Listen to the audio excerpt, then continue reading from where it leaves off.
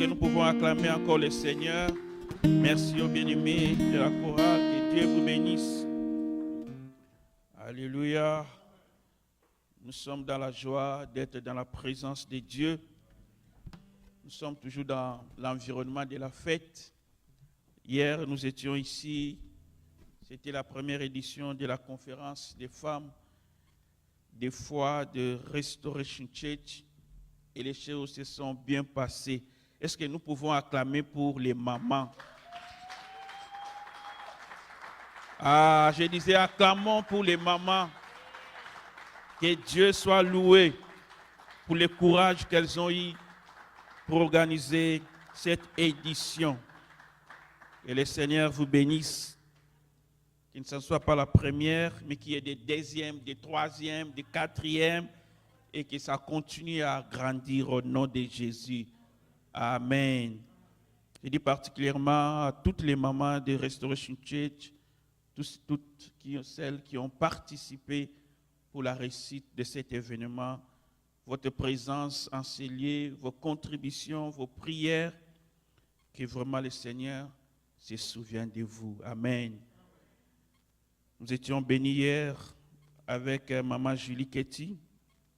C'était un message vraiment qui nous a beaucoup aidés et nous croyons que cela a édifié une maman, une famille.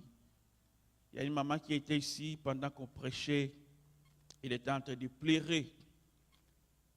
Elle a témoigné à la fin, elle avait des blessures. Je ne sais pas ce qui s'est passé avec son mari, mais elle avait des blessures. Mais pendant qu'on prêchait, elle a senti comme si quelque chose était sorti d'elle. Et elle s'est bien sentie maintenant. Alléluia. Est-ce qu'on peut acclamer pour le Seigneur? Elle s'est sentie vraiment libérée de cette blessure qu'elle avait et nous rendons grâce à Dieu pour cela. Amen. Même si une seule personne a été touchée, nous pouvons rendre grâce à Dieu pour ça. Amen. Aujourd'hui, c'est le dimanche des rameaux. Vous connaissez les dimanches où Jésus-Christ est entré à Jérusalem, monté sur un anneau, et que tout le monde acclamait, tout le monde ont jeté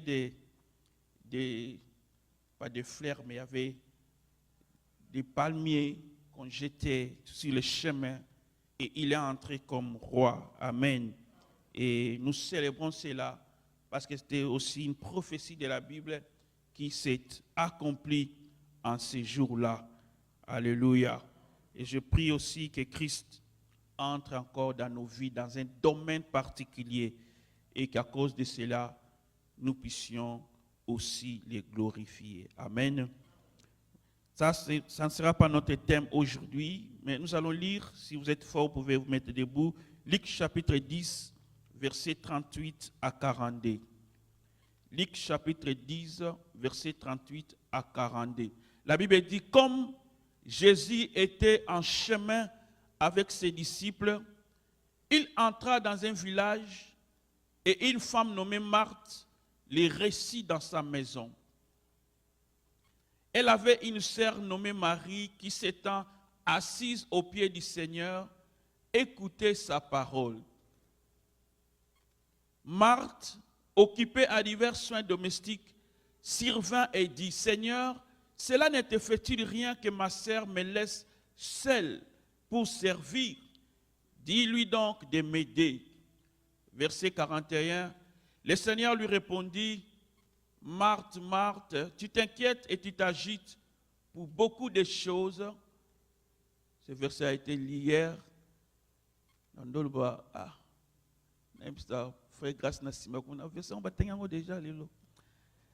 Une seule chose est nécessaire. Marie a choisi la bonne part qui ne lui sera point ôtée. Amen. Nous pouvons acclamer le Seigneur. C'était la modératrice qui avait lu ça hier. Gloire à Dieu. Le thème de ce dimanche, c'est choisir la bonne part des points, des attitudes qui affectent l'œuvre de Dieu. Des attitudes à ne pas avoir lorsque nous servons le Seigneur. C'est texte que nous venons de lire commence avec cette phrase qui dit « Comme il était en chemin ». Mais Jésus exerçait toujours son ministère partout où il s'est trouvé. Alléluia. C'est-à-dire, aujourd'hui, nous dirons, il n'était pas qu'un serviteur de dimanche ou un serviteur qui ne prêchait que les dimanches. Il n'était pas, comme nous pouvons le dire, un chrétien de dimanche. C'est lui qui faisait quelque chose que lorsqu'il était les dimanches. Mais partout où il était, même quand il marchait, il savait qui il était et il savait à quoi il était appelé. Même en route, même dans une maison, il connaissait ce qu'il était et il pouvait toujours remplir son ministère. Donc nous aussi, nous n'attendons pas que les dimanches pour revêtir des attitudes d'un enfant de Dieu ou des comportements d'un enfant de Dieu. Partout où nous sommes des chrétiens. Alléluia. Même quand tu es en train de conduire, tu es toujours chrétien.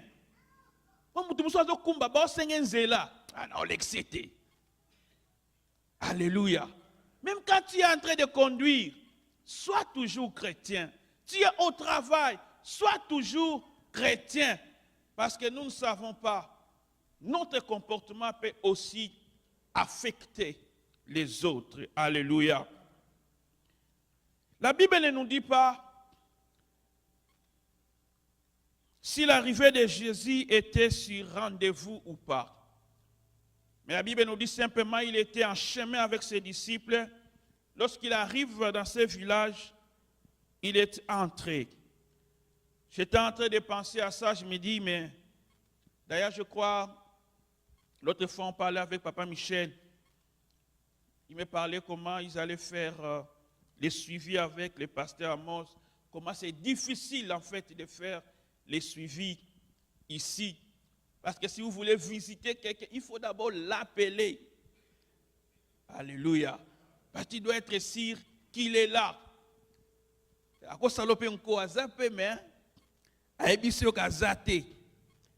Alléluia. À Kinshasa, quand nous allons visiter, nous faisons les suivis.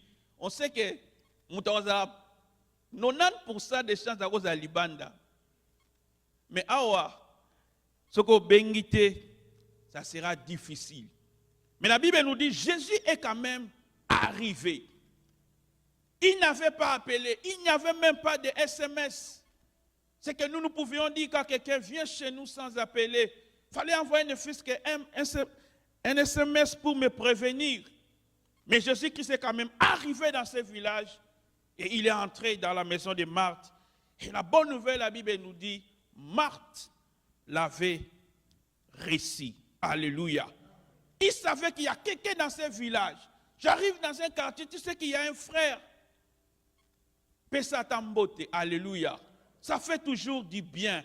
Et ça participe à consolider la communion fraternelle.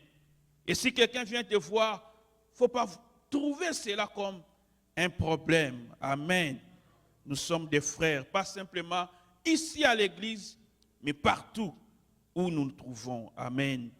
Jésus-Christ entre dans la maison de Marthe et la Bible nous dit qu'il était bien reçu par la famille. Mais chaque fois que nous venons à l'église, chaque fois que nous sommes en train d'annoncer la parole de Dieu, nous pouvons dire que c'est comme si Jésus est toujours en chemin pour une personne. Alléluia.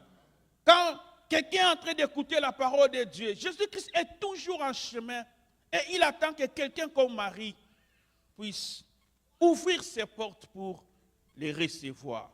Et si nous n'avons pas encore reçu Jésus, c'est la première chose que nous avons à faire. Vous nous suivez, peut-être que vous n'avez pas encore reçu Jésus-Christ dans votre vie. Il est en chemin, il marche et il attend quelqu'un comme Marie. Quelqu'un de la famille de Marie qui ouvre ses portes pour les recevoir. Et aujourd'hui, nous les recevons dans notre cœur en donnant notre vie à Jésus. On ne sait pas où s'est trouvé Lazare, lui qui était l'ami de Jésus. On ne sait pas non plus où s'est trouvé les disciples. Parce que la Bible nous dit en chemin, Jésus-Christ était avec les disciples. Mais quand on arrive à cet endroit-là, toute la conversation qui est décrite à partir du verset 38 à 42 va concerner que Marie et Marthe. On ne sait pas, peut-être ils étaient là, mais Dieu veut insister, peut-être nous enseigner sur l'attitude de ces deux sœurs, Marthe et Marie. Et la Bible nous dit, chacune d'elles était active. Chacune d'elles était en train de faire quelque chose dans la présence de Jésus. Alors que nous sommes à la fin de ce mois consacré à la femme, je voudrais rappeler encore à une femme que vous aussi, vous êtes appelés à servir Jésus-Christ. Alléluia. Vous êtes aussi, comme Marthe et Marie, à servir Jésus-Christ.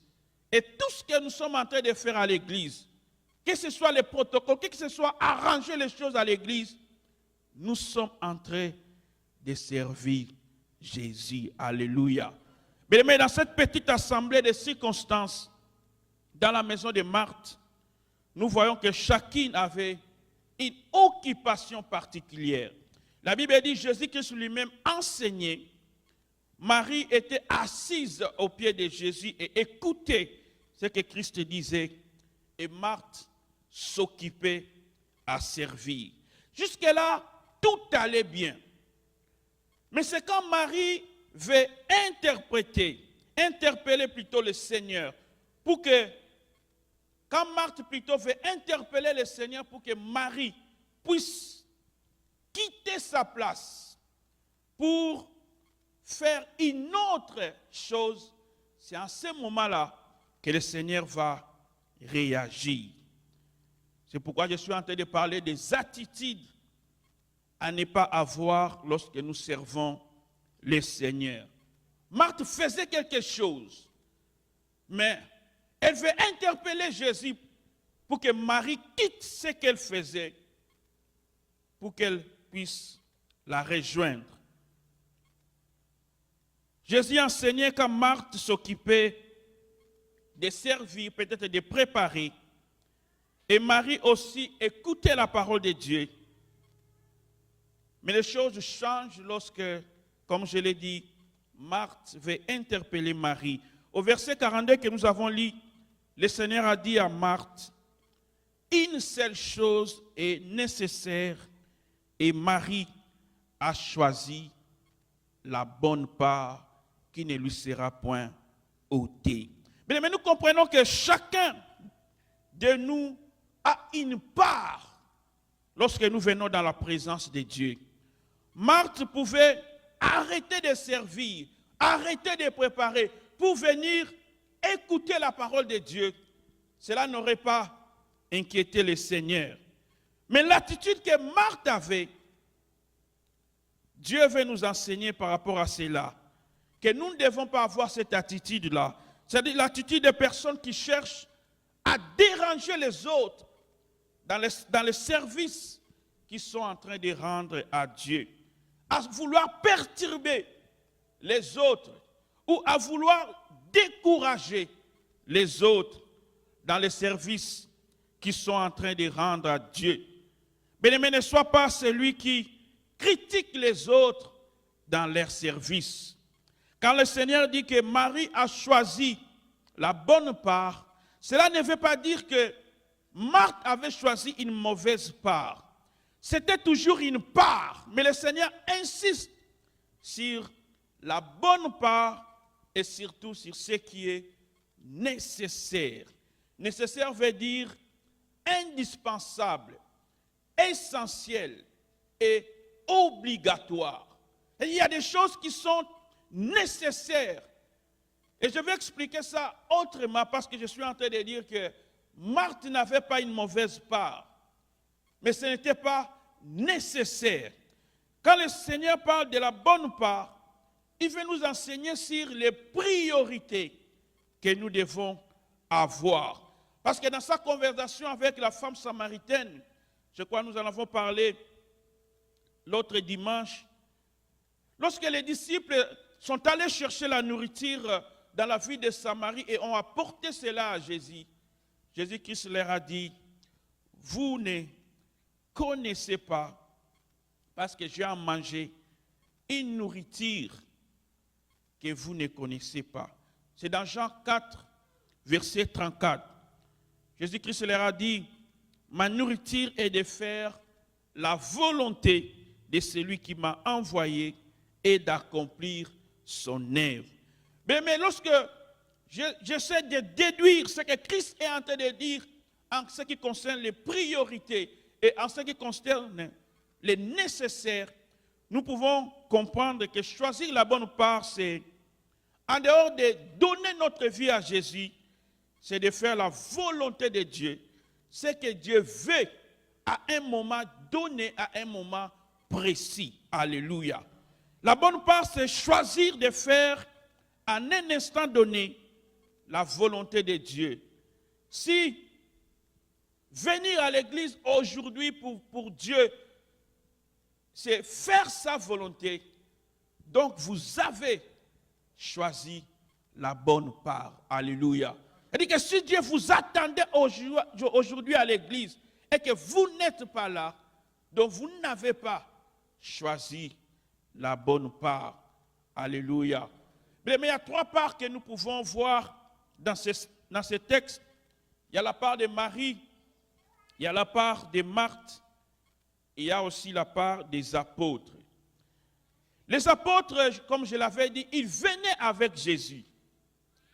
Mais dans la conversation, dans les versets qui parlent de Jésus dans la maison de Marthe, ils ne sont pas cités. On ne sait pas ils étaient où. Dans ce cas ici précis, je dis bien dans ce cas ici précis, où ils sont dans la maison de Marthe, ça ressemble à certains chrétiens qui peuvent être avec Jésus. Ils croient en Jésus, ils connaissent Jésus, ils viennent à l'église, mais les choses de l'église ne les concernent pas. Alléluia. Il y a ce langage que certaines personnes ont, que moi quand je viens à l'église, c'est juste pour prier, écouter la parole de Dieu, et après le reste ne me concerne pas. Alléluia. Même parler avec les gens ne me concerne pas. Dans ce cas, l'église est Sili, Nabimi. C'est la part des disciples. Alléluia. Des gens qui ne veulent pas participer à l'œuvre de Dieu. Les gens qui n'ont pas en fait les soucis de l'œuvre de Dieu. Ils ne veulent pas être là parce que peut-être ils peuvent être utiles à quelque chose. Mais ils ne sont là que pour prier, écouter la parole de Dieu et après, ils sont effacés. C'est la part que les disciples avaient ces jours-là. Mais Dieu ne veut pas que nous ayons cette part-là. Alléluia. Dieu nous a mis ensemble pour que chacun de nous soit utile. Non pas simplement à l'œuvre de Dieu, mais aussi aux autres. Alléluia. Parce que les dons que tu as, ce que Dieu a mis en toi, ça peut être une sagesse, ça peut être une intelligence, ça peut être une connaissance. Dieu veut que tu mettes ça à la disposition des autres. Alléluia. Nous ne devons pas avoir cette part-là. Des gens qui s'effacent pour ne pas participer à l'œuvre de Dieu. La deuxième part, c'est celle de Marthe. La Bible commence à la décrire qu'elle s'occupait de beaucoup de choses. Et par conséquent, elle n'était pas concentrée à ce qui était essentiel. Alléluia. Elle ne pouvait pas écouter la parole de Dieu parce qu'elle occupée à beaucoup de choses. Ça nous arrive tous, surtout dans ces pays-ci. On a du mal à avoir un temps pour Dieu. Alléluia. Ce qui compte d'abord, c'est 40 heures au travail. Quand même on a atteint ça, on veut ajouter encore. Et quand on a atteint ça, on n'est pas content. Et par conséquent, nous sommes occupés à beaucoup de choses. Mais ce qui est essentiel, nous oublions cela. C'est l'attitude que Marthe avait. Christ est en train d'enseigner. Waouh! Quelle personne voudrait rater un enseignement où Jésus est le prédicateur? Et cet enseignement n'est même pas écrit dans la Bible. Qu'est-ce qu'il leur disait? Nous ne savons pas. Mais nous parlons simplement des attitudes que ces femmes avaient ces jours-là. Je crois que Dieu, comme je l'avais dit, veut que nous puissions tirer une leçon par rapport à leur attitude. Donc Marthe est là alors qu'on enseigne, mais elle n'intègre pas la notion de priorité, de ce qui est indispensable à un moment donné. Alléluia. Nous pouvons être à l'église. Le téléphone n'est pas essentiel en ces moments-là. Alléluia. Amen. Ce n'est pas la bonne part. Amen. La part de Marthe, c'est la part où quelqu'un ne sait pas que la relation avec Dieu est prioritaire ou vient avant les services que je rends à Dieu. Alléluia. Parce que tu peux rendre service à Dieu sans être un enfant de Dieu. Mais tu ne peux pas avoir une relation avec Dieu sans être son enfant. Donc ce qui est prioritaire d'abord, c'est la relation avec Dieu. Et Marthe oublie cela, que cette communion avec Dieu, nous devons mettre ça d'abord en premier lieu, avant les services. Marthe, c'est ce chrétien qui peut aussi avoir des problèmes avec les gens, qui peuvent avoir la haine, qui peuvent avoir des mauvaises pensées envers les autres, mais il est quand même prêt à faire quelque chose pour Dieu. Alléluia. Nous ne sommes pas appelés à servir ainsi. Marthe, c'est ces personnes quand elles font quelque chose, elles veulent que tout le monde sache que c'est lui ou c'est elle qui a fait cela. Alléluia. Soki ngaïté. Alléluia. Soki nazate. Soki nazalakate. C'est l'attitude que Marthe avait. Seigneur, je suis en train de m'occuper de tout. Je suis en train de servir, je suis en train de préparer. Elle pense que juste ce qu'elle fait, c'est ce qui est important. Et elle veut que tout le monde sache que c'est elle qui est en train de faire ça. Au verset 40, elle dit au Seigneur Jésus, cela ne te fait-il rien que ma sœur me laisse seule pour servir? Dis-lui donc de m'aider. Marthe sert Dieu, mais elle veut toujours se comparer aux autres. Alléluia. Elle sert Dieu, mais parce que les autres ne font pas la même chose qu'elle, elle est prête aussi à se décourager. Amen. Mais nous ne sommes pas appelés à avoir l'attitude de Marthe, parce que nous tous, nous ne ferons jamais les choses de la même manière. Alléluia. Et nous tous, même si on nous demande tous d'être à la technique là-bas, nous ne ferons pas les choses comme papa, papi. Si on nous demande aussi de chanter ici, nous ne ferons pas comme maman Grace, comme maman Sandra, maman Rachel, frère exaucé. Alléluia. Nous ne ferons jamais les choses de la même manière. C'est pourquoi je ne dois pas m'inquiéter ou me décourager parce que l'autre ne fait pas ce que moi je suis en train de faire ou ne fait pas comme moi je pouvais le faire. Alléluia. Parce qu'à chacun de nous, comme la Bible dit, nous avons reçu des grâces particulières. Alléluia. Même dans la distribution des talents, on n'a pas donné à tout le monde le même nombre de talents. Il y a quelqu'un qui avait 1, il y a quelqu'un qui avait 2, il y a quelqu'un qui avait 5. Donc Dieu nous donne des choses selon nos capacités.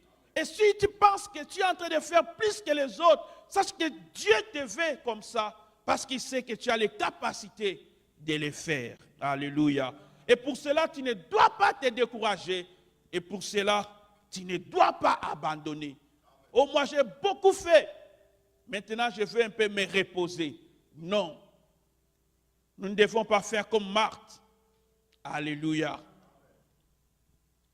La dernière chose que nous trouvons chez Marthe, c'est qu'elle veut que tout le monde soit d'accord avec ses priorités. Alléluia. Elle est en train de penser que servir en ce moment-là est prioritaire que même écouter la parole de Dieu. C'est l'attitude que Marthe avait.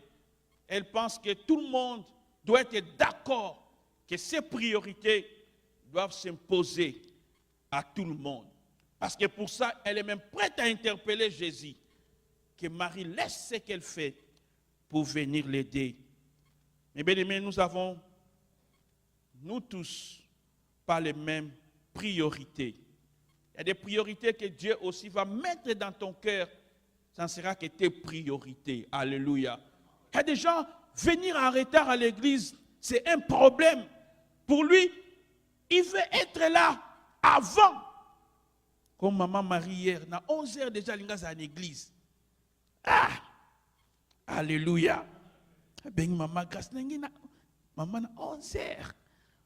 Priorité pour Naïsaki. Aya obongisa déjà biloko avant. Alléluia. Et si maman Maria, ces priorités-là, elle ne doit pas dire que une autre personne a les mêmes priorités. Alléluia. Parce que Dieu met à nous ses priorités selon les capacités et selon aussi notre disponibilité et notre cœur. Alléluia. C'est pourquoi chacun de nous doit faire ce qu'il doit faire selon la mesure de la grâce de Dieu pour lui. Amen. Bien-aimé, le Seigneur a dit à Marie, qui avait aussi une autre part, la troisième part, elle était, la Bible dit, assise aux pieds de Jésus. Et le Seigneur lui a dit qu'elle avait choisi la bonne part, la part qui ne lui sera point ôtée. Elle était là, elle écoutait la parole de Dieu. Mais il y a toujours un temps dans la présence de Dieu où nous avons besoin d'écouter. Je ne parle pas simplement d'écouter la parole de Dieu, mais aussi d'écouter le Seigneur te parler. Alléluia. Même quand tu es en train de prier, à un moment donné, tu dois prendre des petites pauses quand tu parles pour écouter le Seigneur te parler. Moi, il m'arrivait des fois, même quand j'étais encore étudiant, il y a des solutions que j'avais quand j'étais en train de prier. Donc, tu es en train de prier, tu vois une solution pour un exercice. Non, c'est ta prière au Benasani.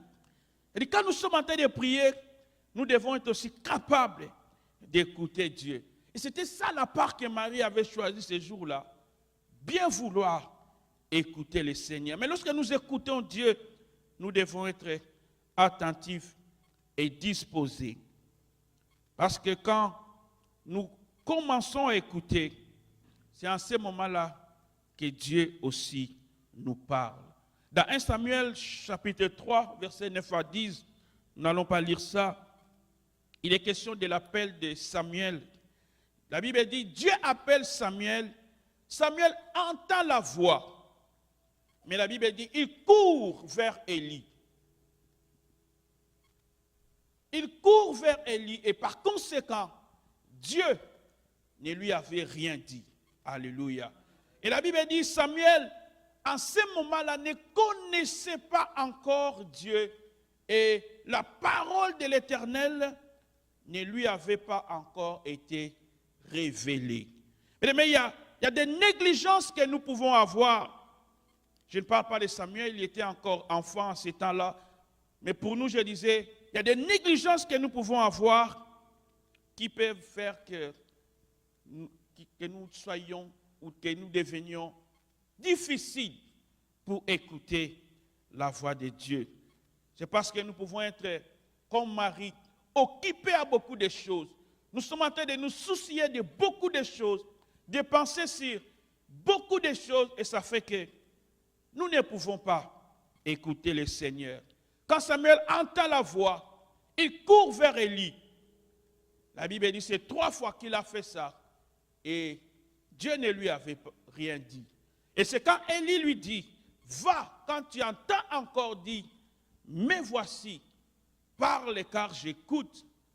Et quand Samuel a dit ça au Seigneur, parle car j'écoute, c'est en ce moment-là que le Seigneur a commencé à parler à Samuel. Mais lorsque nous sommes en train d'écouter même la parole de Dieu, ou nous sommes en train de prier, nous devons être aussi attentifs pour écouter. Parce qu'il y a toujours une différence entre entendre et écouter. Tu peux entendre des bruits, tu peux entendre même des voix, sans écouter quelque chose, ou retenir quelque chose. Donc l'écoute nous demande aussi d'être attentif. Alléluia. Tu peux venir aujourd'hui à l'église, je parlais de beaucoup de choses, mais Dieu peut peut-être te parler juste d'une seule chose, parce que tu as écouté cela. Alléluia. Et c'était la part que Marie avait, assise au pied de Jésus, elle écoutait la parole de Dieu. La parole de Dieu n'aura aucun effet dans notre vie si nous ne sommes pas attentifs pour l'écouter. C'est quand nous sommes prêts à écouter, c'est en ce moment-là aussi que Dieu commence à se révéler à nous.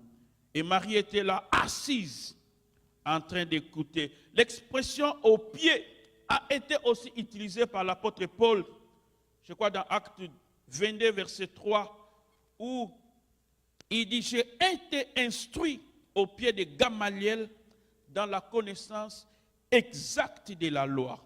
Donc être au pied de quelqu'un ou assis au pied de quelqu'un voulait indiquer la position des disciples, la position de celui qui accepte d'apprendre de la part de son maître. Et Marie savait que ce qui était prioritaire pour elle en ce moment-là, c'était d'écouter Jésus. Mais je vais conclure en disant que dans la vie, nous sommes toujours devant plusieurs parts, plusieurs alternatives, plusieurs choix qui peuvent être devant nous.